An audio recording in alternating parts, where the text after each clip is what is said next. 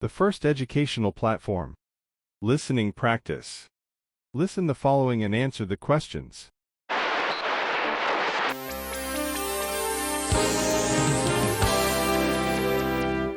I'd like to welcome Charles Long to the studio today. Welcome, Charles. Now, Charles has just published an article in New Science Journal about memorization. It's all about how to make our memory function better. Charles, exam time is on its way and there'll be lots of teenagers tuning in today. Can you give us some advice about improving our ability to memorize? Hello. Yes, of course. I'd like to start by talking about the process of memorization. It's vital that we understand the process if we want to make adjustments to the way we function. We all use memory in the same way. It doesn't matter whether you're a student revising for your finals or an adult standing in the aisle of a supermarket trying to recall a particular item from a grocery list. Yes, I'm afraid that's me. I always forget to take my list. You and thousands of other people too, Mary. We learn to use our memory when we are still at nursery school. Young children are naturally very good at working out how to remember things. The tips I'm going to share today are based on the things we used to do to help us remember when we were children. The process of memorization occurs in two distinct forms. Do you know what they are? Are they long-term memory and short-term memory? That's right. But these aren't completely separate concepts. We use a combination of both types of memory when we want to formulate our thoughts and recall information, whether we're trying to remember something from a decade ago or just an hour earlier. So what tips have you got for improving the quality of our memory? Right. Well, let's start with association. Association? Yes.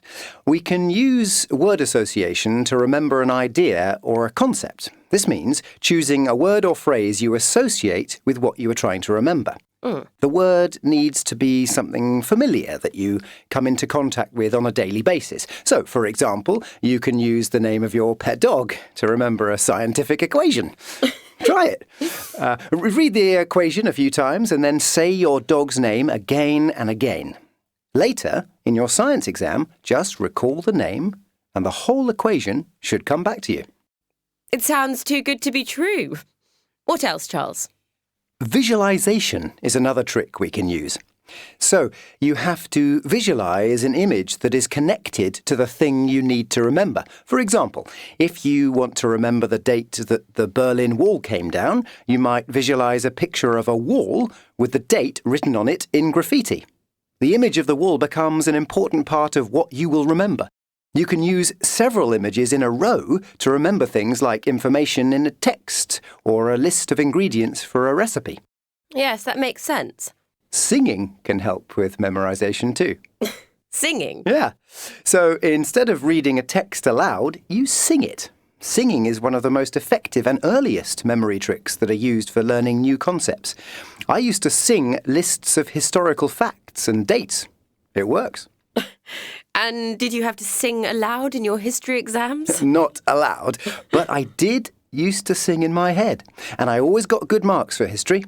Well, have you got any more tips for us, Charles?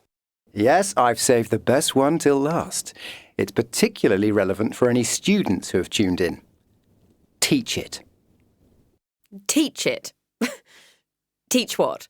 Teach whatever it is that you want to remember. So, if you're studying for an English exam, teach the concepts to someone else. It can be a real person, a friend in a study group is ideal, or it can be a pretend person. You can just imagine someone is listening to you as you teach. Better still, record yourself teaching and then play back the video to revise the material further. That sounds like a great tip. Or trick. Yes, it really works because in order to teach something, you need to understand it. Teaching reinforces the understanding, and although these sound like tricks, they aren't really. No? No, they are just simple ways that we can train our brains to be more effective. By getting into the habit of using word association, visualization, singing and teaching, our brains develop and work better for us. And of course, that has a knock-on effect on our memory and our abilities to recall all kinds of data. Well, thank you very much, Charles. Now, I think we've got time for a couple of questions from our listeners.